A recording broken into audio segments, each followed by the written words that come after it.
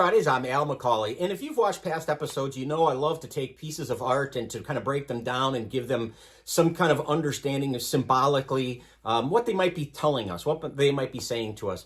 And I usually try to focus on specifically Catholic or Christian art, and sometimes I find some pieces that aren't necessarily overtly Catholic or Christian, but there's certainly depth to them and meaning that you can apply. And you can, if we look through the lens of our faith at these paintings or at these works of art, we can take some lessons from them. And so today's episode is an example of that. I want to show you a painting that I stumbled across relatively recently by a guy named Giuseppe Ribera from the 17th century. And this painting is called Philosopher with a Mirror, in parentheses, maybe possibly Socrates, which I think is kind of an interesting title. But it's the Philosopher with a Mirror. And I want to talk about this because I think there's some, like I said, some lessons that we can really apply if we look through the lens of our faith. The first thing I want to draw your attention to is the fact that this philosopher is holding a mirror. Now, a mirror can oftentimes be understood to be a symbol of vanity, that we're so busy looking at ourselves, trying to prim and make ourselves look good, and we're focused on the external or the material life that we have.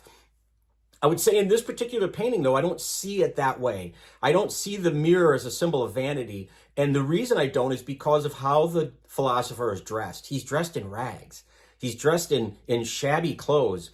And just as an aside, because the artist called this, in parentheses, possibly Socrates, Socrates was a philosopher about 300-400 years before Christ who lived out in the open. He taught out in the open, and he was known for his shabby appearance. He was known for not bathing regularly and not taking care of his personal appearance because he didn't care about that. He was more interested in what's happening inside, in the soul, in the brain, all that kind of stuff, in the heart.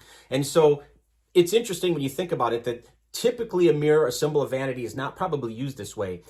How is it used? I would suggest it is a tool of self-reflection or a symbol of self-reflection. That's how the artist, I think, wants us to see this. How do we take the time to reflect on our lives? You know, Socrates says that the unexamined life is not worth living. And so it's important that we do stop, even though we're very busy, to stop and reflect on how was my day? Where did I see God in my day? The Jesuits call this the examen. It's a sort of prayer where you look back and say, where was God present in my day? Where did I fail? Where did I go wrong? How could have I been better at my Christian faith, living my baptismal call?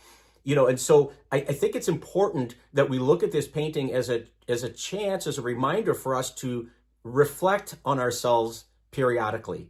Often, I would say, you know, and to see ourselves the way God sees us. You know, as beloved children of God. I taught in high school for 24 years, and I'd always talk to my students when I talked to them as a group, but I would never call them kids or students. I would say children of God. I call them that all the time, children of God. And I think this painting reminds us that we need to see ourselves the way God sees us, that we are beloved, that we are children of God, that we are called, that we are forgiven. I think all of those things are true, and we would oftentimes emphasize maybe the shabbiness of our lives, the ripped clothes, the raggedness of our lives because we're sinful. And those things are there, and we need to reflect on them, but ultimately we need to see what God sees so that we can make amends, that we can change who we are with God's grace. You know, this reminds me of a line from the Psalm, specifically Psalm 119, verse 37. Turn away my eyes from seeing what is vain. By your way, give me life. And the psalmist is talking to God. By your way, God, give me life. Let me not look at what's vain, but look at the way you do at me. Your way, how does that give me life? How does that make me a Christian, as a Catholic? And so I would say there's some lessons to take from this.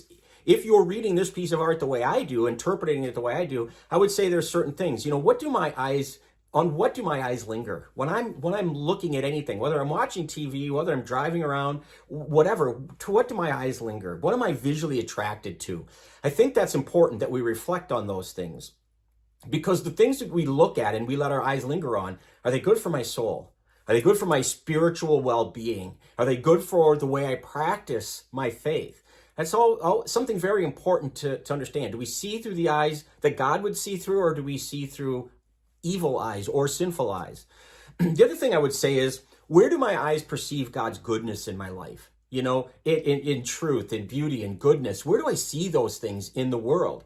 It's very easy. I think you'll agree. It's very easy to be cynical. It's very easy to be jaded. And all you have to do is turn on the news and you're going to see it. There's reason to not trust, to be cynical, as I said. But if we look just at nature, at certain healthy relationships, in good times, all of those things, we can see God. I would say we can even see God in suffering, and we can perceive God's goodness and truth and beauty even in those times. But the point is to self-reflect so that we can see them, so that we can take them to heart, and we can be better because of it. We need, as Catholic Christians, not to be cynical and jaded, because that's what the world is. And we have to change the world as we can. We're called to do that. And if not us, who? So I think that this painting, while beautiful to look at, is also a call to that self-reflection, to see God in our world, and to really be A, grateful of it, but B, live out that gratitude in response in the way we treat our neighbors. So there you go. That's my take on this wonderful piece of art. I hope you've enjoyed this. If you'd like to share this content, that would be great. We would love it if you'd subscribe to our YouTube channel or follow us on Facebook. But either way, we hope you will keep tuning in every Friday for Fish on Fridays. Until next time, please be good to each other, and God bless.